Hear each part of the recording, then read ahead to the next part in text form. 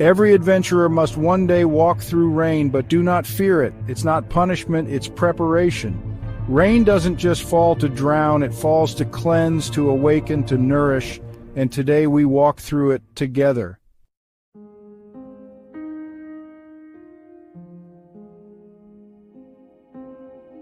Ellen had faced dragons and darkness before, but nothing pierced deeper than silence from the people she loved.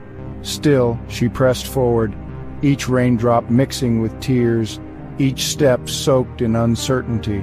She didn't run from the storm, she walked into it.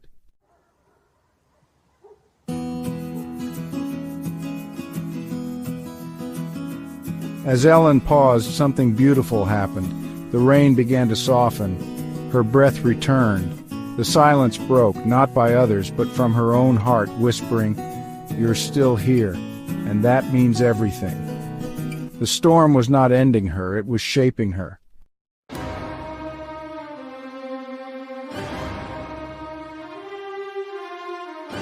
She didn't need to prove anything anymore.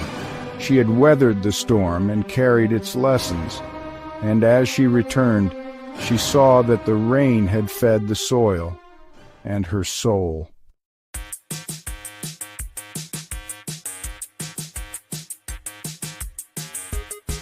Rain may fall, but it nourishes the land and your spirit. Don't curse the storm.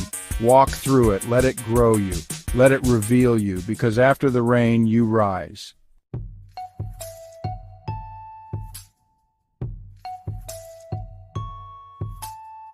Subscribe for more journeys of healing, growth, and strength. Like and share this with someone walking through their own storm. You are not alone.